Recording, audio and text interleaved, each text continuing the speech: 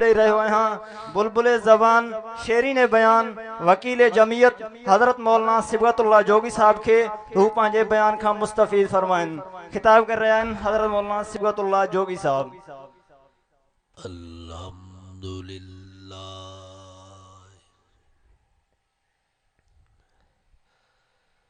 अल्हम्दुलिल्लाह नहमदुहु व नस्तईनुहु व नस्तगफिरुहु व नु'मिनु बिही व नतवक्कलु अलैहि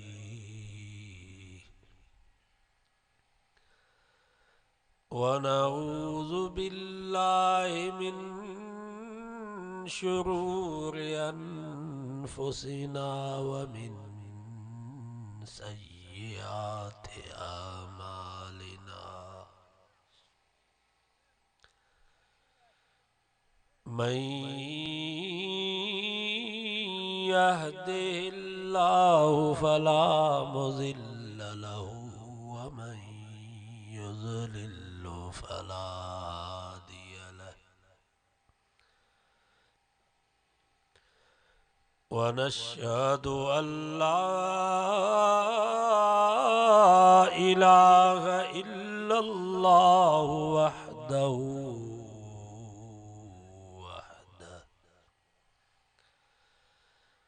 वहदहु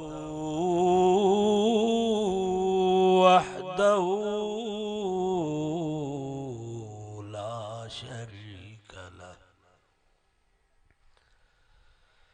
व नशहदु अन्न सय्यिदना व मौलाना मुहम्मदन अब्दुहु व रसूलुहु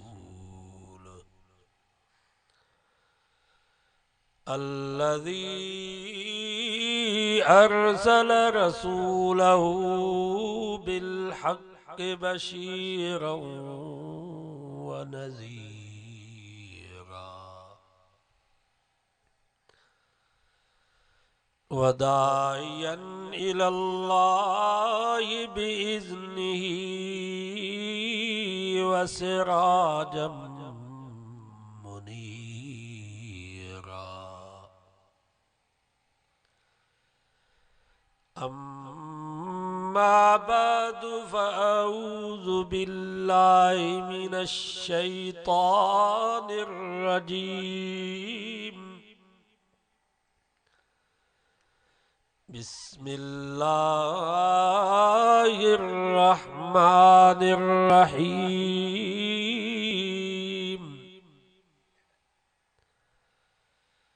वसारिऊ इला मग़फ़िरतिम मिर रब्बिकुम व जन्नतिन अर्ज़ुहस समावातु वल अर्ज़ उइद्दत लिल मुत्तक़ीन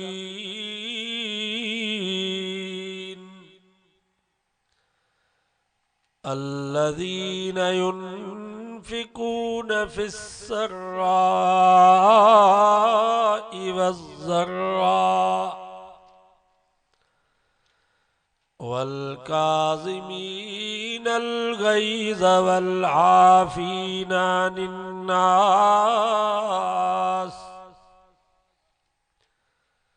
वल्लाहु युहिब्बुल मुहसिनीन। सदक़ल्लाहु व सदक़ रसूलुहुन नबियुस सादिकुल अमीन व नहनु अला ज़ालिका लमीनश शाहिदीन वश्शाकिरीन वल्हम्दुलिल्लाहि रब्बिल आलमीन। वहदहू ला शरीक लहू चओ चवंदो आ फर्ज़ वाजिब सुन्नतूं तन्या तरकुम पा तोब संदी तस्बीह पढ़ी सा पुजा पिरिल संदी ॻाल्हि थी साईं साण हंडा नांगा पंहिंजे नफ़्स खे का साईं राह सुरा त सैयद अब्दुल लतीफ़ चए दोज़ख संदी बाहि तो आॾो ई न अचे जे भाई जोगी थिया त कहो कलमे सदीकार पूरो रहो पंजन सी आया टीह नटार से ई धागादार जंहिंमें राह सुञाणी रब जी जे भाई जोगी थिया त संग सभई ट्रोड़ न जाया न जापंदा जियो तनी सी जोड़ त पहुची तू तोड़ मोहब्बत जे मैदान में महकुम थी मस्जिद जो जन दाइम झलियो दर उन जी अब्दुल लतीफ़ चए पुश्ती पैगंबर से ई मुरकन मर जंजो इश्क अल्लाह सी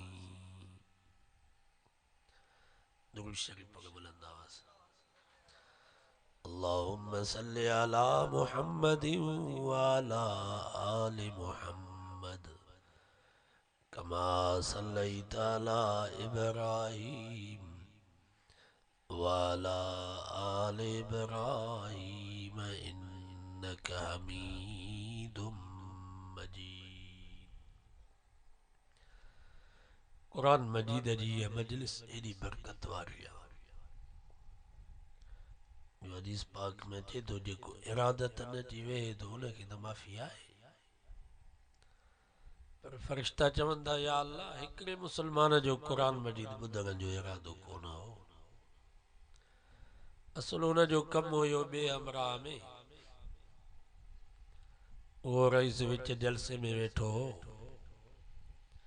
पोइ हिन चयो त इहो उथे त हिनखे कमु चवां पोइ वीचारो हुन जे करे मजबूर थी वेही रहियो क़ुरान ॿुधण जो इरादो कोन हुअसि इन जो छा थींदो इनखे माफ़ी मिलंदी रब फरमाए थो क़ौमुन ला यश्का जलीसुहुम ये मजलिस ई माण्हू एॾा बरकत वारा जो हिते जेको इरादत न अची वेठो उनखे त माफ़ी आहे पर जेको मजबूर थी अची वेठो उनखे बि माफ़ी मां त वाइज़नि में चवंदो आहियां जेको मानीअ जे इरादे सां आयो उनखे माफ़ी आहे वाइज़ ॿुधण जो इरादो कोन हुअसि पर ख़बर हुयसि त वाइज़ खां पोइ मानी थींदी चई भला ठीकु आहे जेसि ताईं मानी अचे तेसि ताईं वेहां थो इंशाअल्लाह इन जे करे माफ़ी मिली जीअं अतार जे दुकान ते को अतरु ख़रीद करण जे लाइ वेंदो उनखे त ख़ुशबू ईंदी पर अतरु ख़रीद करण जो इरादो कोन अथसि ईअं वञी दुकान ते वेठो त उनखे बि ख़ुशबू ईंदी आहे सो ही मजलिसूं बि ईअं ई आहिनि दुआ कयो अल्लाह वही असांजी हाज़िरी क़बूल फरमाए आख़िरत जे ॾींहुं रब तव्हां असांजे हिन वेहण खे असांजी निजात जो ज़रियो बनाए चौथे सिपारे सूरत आल इमरान जूं चंद आयतूं अव्हां जे साम्हूं तिलावत कयूं आहिनि बस उन्हनि जी माना ई मतिलब बयान करे पोइ दुआ घुरंदासीं दुरूद शरीफ पढ़ो बुलंद आवाज़ अल्लाहुम्मा सल्ली अला मुहम्मदिन व अला आलि मुहम्मद कमा सल्लैता अला इब्राहीम वाला आल इब्राहीम इन्नका हमीदुम मजीद। फरमाई वसारियू कोशिश कयो, वसारियू मेहनत कयो, इला मग़फ़िरतिम मिर रब्बिकुम। रब फरमायो मुसलमानों पहले नंबर ते तव्हां कोशिश इहा कयो त असांजो रब असांजा गुनाह माफ़ करे।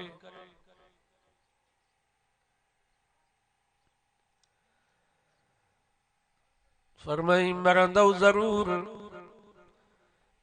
हिकिड़े ॾींहुं मां रब ॾे ईंदव ऐं गुनाह बि तव्हां खां थी वेंदा। रब फरमायो गुनाह माफ़ कराए मां रब ॾे अचो, गुनाह मूं ॾे खणी न अचो। तव्हां ईअं असांजो अक़ीदो आहे त असांजो नबी गुनाहनि खां पाक, गुनाहनि खां मासूम, नबी गुनाह जो इरादो बि न कंदो आहे। असांखे हुकुम आहे त तव्हां गुनाह जे वेझो न वञो, पर हुते गुनाह खे हुकुम आहे त मुंहिंजे नबी जे वेझो बि न वञा। इन जे बावजूद हदीस पाक में अचे तो नबी से रोज़ानो 70 दफ़ा इस्तिग़फ़ार कंदा हा। इहो हिन उम्मत खे सबक़ आहे। ए मुंहिंजा उम्मतियो, गुनाह हुजे या न हुजे पर तौबा वारी तस्बीह हमेशा हले पई। ज़रूरी न आहे त गुनाह कजे त पोइ तौबा कजे, तौबा जा ॿिया बि केतिरा ई फ़ाइदा। ये कुरान मजीद में अल्लाह से फरमायो फकुल तुस्तगफिरू रब्बकुम इन्नहू कान गफ्फारा। 29 सिपारो सूरत नूह। रब फरमायो जेकॾहिं तौबा कंदव, माफ़ी वठंदव, इस्तिग़फ़ार कंदव त पहिरियों फ़ाइदो इहो थींदो जो मां रब तव्हांजे गुनाहनि खे माफ़ करे छॾींदुसि। वयुरसिल समा अलैकुम मिदरारा। ॿियो फ़ाइदो तौबा जो इहो थींदो, फरमाई तौबा कंदव, माफ़ी वठंदव त मां रब मुसलसल रहमतुनि जा मींहं बि वसाईंदुसि। पोइ न वाहन जी ज़रूरत, न शाखुनि जी ज़रूरत, न कड़ियल टूबेलनि जी ज़रूरत, न बेलदार खे रिश्वत में अन्न जी बोरी ॾिबी, न दारोगे खे चांवरनि जो कटो ॾिबो, न तपेदार ऐं कोटवाल खे ढल ॾिबी। बस ज़मीन में हर काए बिज छटे, घर में अची तौबा कयो, माफ़ी वठो, मुंहिंजो वाइदो आहे मुसलसल रहमतुनि जा मींहं वसाए तव्हांजी गैराबाद ज़मीन खे आबाद कंदुसि।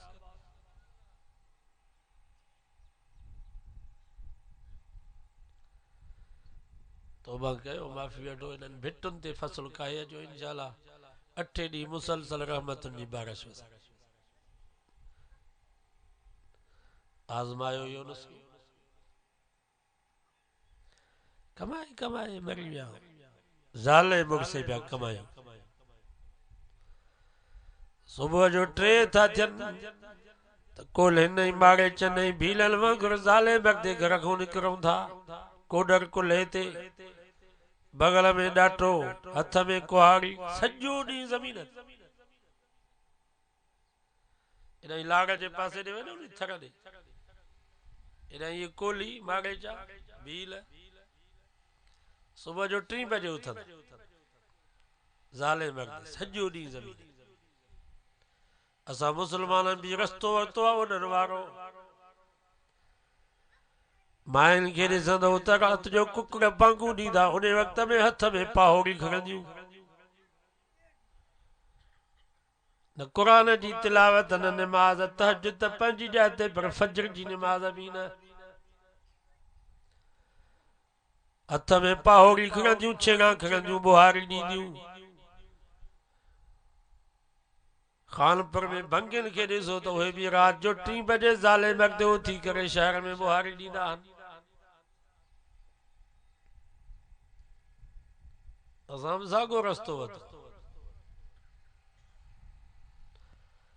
हिकिड़ो दोस्त असांजो जमायती रात जो 3 बजे उथंदो हो, पाण भी उथे ज़ाल खे भी उथारे, पोइ छोला पचाईंदा, बाल्टी 2 बाल्टियूं छोलनि जूं पचाए सुबुह जो पैदल साइकिल ते बाल्टी छोलनि जी खणी स्कूल में खपाईंदो। मां चयोमांसि असांखे ज़ाल में रात जो 3 बजे तो उथी, तहज्जुद जो टाइम आहे, भला पंहिंजे घरवारी खे बि उथार, पाण भी उथी 4 रकातूं नफ़िल पढ़ो। छोलनि जी देगड़ी भली चुल्हे ते पई हुजे, छोला पचंदा पिया, तव्हां हेॾे तहज्जुद पढ़ो, फजर जी नमाज़ पढ़ी करे रोज़ी में निकिरी पोइ अलाह जो नालो वठी। हुनखे ॻाल्हि सम्झ में अची ॿी रात जो घरवारे खे चई त जोगी साहब हीअं चयो आहे, सो वज़ू कर 4 रकातूं नफ़िल पढ़, मां भी पढ़ांदो, छोलनि वारी देगड़ी चुल्ह ते रख, पचंदा पिया। फजर जी नमाज़ ताईं छोला भी पची विया, तहज्जुद भी पढ़ियो, नमाज पढ़ी करे निकितो। साल ॿिनि खां बाद मूंखे जो मिलियो त सीटी गाॾी हुजे, गाॾीअ ते ॿिन्हिनि पासनि ॾे वॾियूं बाल्टियूं छोलनि जूं। मां चयोमांसि ॾे हवाल, चईसि एॾी बरकत थी आहे तहज्जुद जी नमाज़ जी, जो असां इन छोलनि मूं ज़ाल मूंसां उमरो करे आया।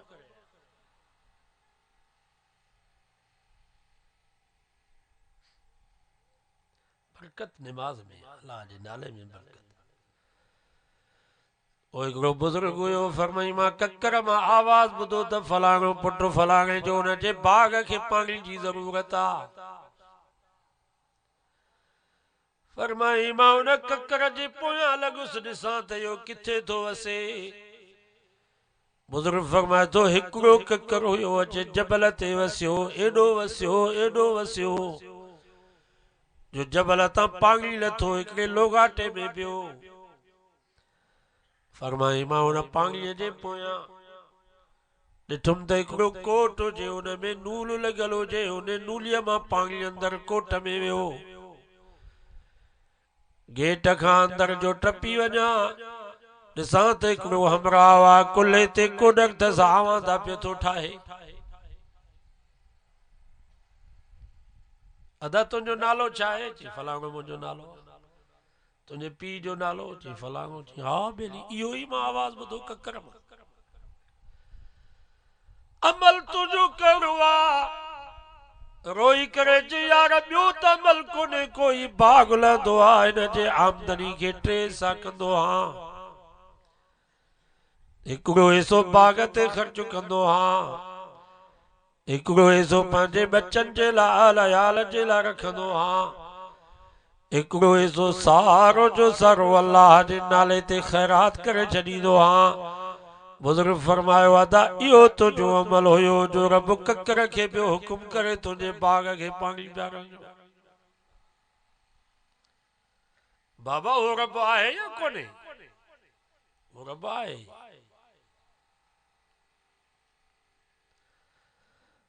असांजा हज़रत से बेर वारा रहमतुल्लाह अलैहि कंडियारो में पढ़ाईंदा, असां 51 खां वठी 57 कंडियारो जे ॿाहिरि ॻोठ हुयो, जाम ॻोठ, 7 जो ॻोठ हुयो। उते हिकिड़ो नौजवान हुयो,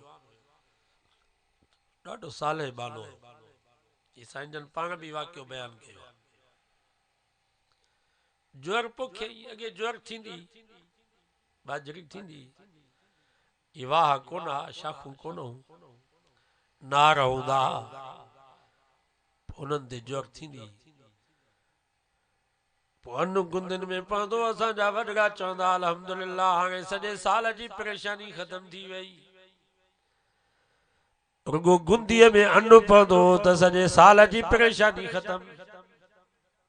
हाणे भेणा हर महीने जुदा परेशानी, महीनो पूरो थो थिए त हां थो फाटे,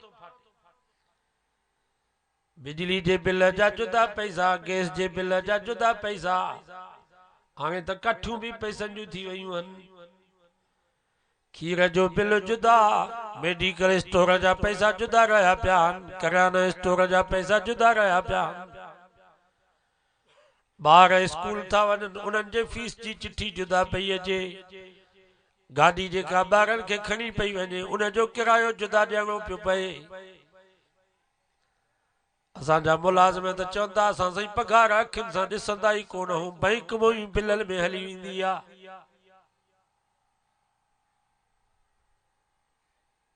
अलाए केॾे वयूं उहे बरकतूं। असांजो उस्ताद हूंदो मोहम्मद उमर, पोइ चवंदो पहिरीं पघार मूंखे मिली, मां मास्टर 30 रुपया पघार। अॻे हूंदा हे डेंगला, पोइ बाबे जे आॾो अची इहे कतार में रखिया। बाबे चयो त पुट ई हेतिरा पैसा? मां चयोमांसि हाओ बाबा साईं, हुकूमत ॾिना। बाबो बि सादो चई हर महीने ॾींदा? मां चयोमांसि हाओ बाबा साईं, सरकार चवे थी त हर महीने तव्हांखे इहे 30 रुपया मिलंदा। त बाबो परेशान थी वियो, चई पुट पोइ इहे पैसा केॾे कंदासीं, इहे हेतिरा पैसा केरु खपाए? 30 रुपया पघार आई त असां परेशान थी वियासीं त इहे पैसा खपंदा कीअं। अॼु भेण ॿार रोज़ानो 30 रुपया थो वठे। उहो दौर भलो या ही दौर भलो?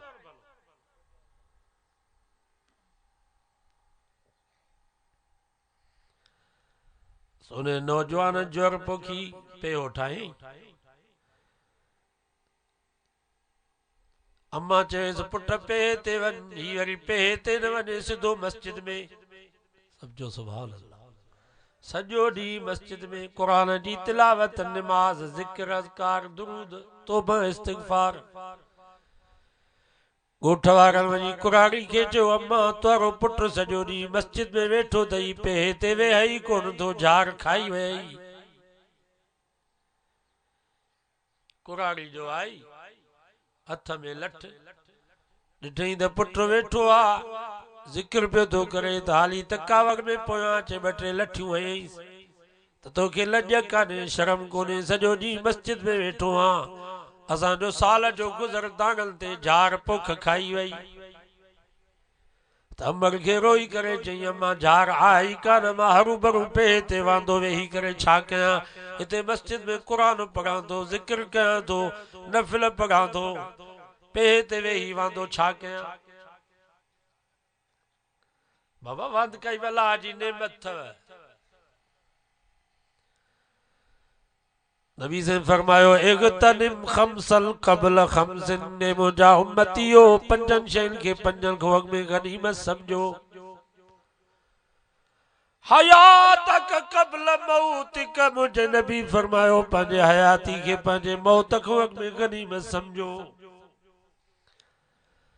मुसलमानो ये हयाती वॾी नेमत अथव, महिरबानी कयो इन जो क़दुरु कयो। हिकु हिकु मिनट, हिकु हिकु सेकंड कीमती अथव। जॾहिं मरी वेंदासीं क़ब्र में पहुचंदासीं, पोइ उन वक़्त में इंसान चवंदो रब्बिरजिऊन, मूंखे वापसि मोटायो, लाली आमल सालिहा, हाणे मां नेक बणिजी ईंदुसि, साले बणिजी ईंदुसि। रब जी तरफ़ों वरंदी दी कल्ला इन्नहा कलिमतुन हुवा क़ाइलुहा, हरगिज़ न, हाणे मोहलत न मिलंदई। क़ाल कम लबिस्तुम फिल अर्ज़ि अदद सिनीन, ॿुधा तुंहिंजे में केतिरो वक़्तु टिके, जो हाणे थो चई त मूंखे वापसि मोटायो। कुरान तो फरमा उन वक्त में मानो चवंदो कालू लबिसना यौमन औ बाज़ यौम, या अल्लाह मां ॾींहुं या ॾींहं जो हिस्सो टिकियुसि। सुबुह जो आयुसि शाम जो मौत अची वियो, शाम जो आयुसि सुबुह जो मौत अची वियो। मरण खां बाद या 60 साल 70 साल ज़िंदगी इहे महसूस थींदी आहे ॼण ॾींहुं या ॾींहं जो हिस्सो।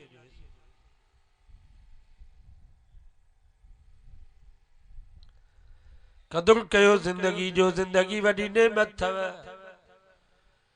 शबाबक क़ब्ल गुर्मिक, मुझे नबी फरमायो पंहिंजे जवानी के पंहिंजे कुरारब खां अॻु में गनीमत समझो। नौजवानो ये जवानी वॾी नेमत अथव, मेहरबानी कयो जवानीअ जो क़दुरु कयो। जवानीअ में माण्हू इबादत करे सघे थो, कुरारो माण्हू छा करे सघंदो। जवानी जो हिकिड़ो सजदो कुरारब जे 100 सजदल खां अल्लाह वटि वधीक अथव। हदीस में अचे थो क़यामत जो ॾींहुं थींदो, इहा ज़मीन त पीठा में जी बणिजी वेंदी, अल्लाह जे अर्श जे छांव खां सवा ॿी का छांव न हूंदी। माण्हू पघर में ॿुॾंदा पिया, पर मुझे नबी फरमायो 7 माण्हू हूंदा जेके अल्लाह जे अर्श जे छांव में बीठा हूंदा। उन्हनि मां पहिरियों शख्स शाबुन नशअ फिल इबादत, मुझे नबी फरमायो उहो नौजवान जंहिं पंहिंजी जवानी इबादत में गुज़ारी, क़यामत जे ॾींहुं अल्लाह जे अर्श जे छांव में बीठो।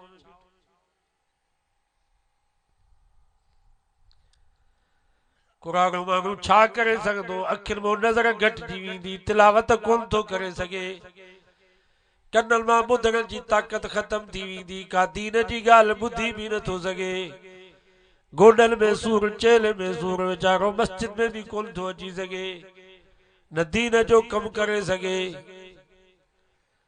जवानी अल्लाह जी नेमत अथव, हिन जो क़दुरु कयो।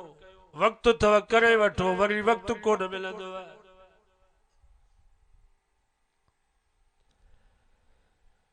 सेहत का क़ब्ल सक़मिक, मुझे नबी फरमायो पंहिंजी सेहत के बीमार थियण खां अॻु में गनीमत समझो। हीअ सेहत भी अल्लाह जी नेमत अथव।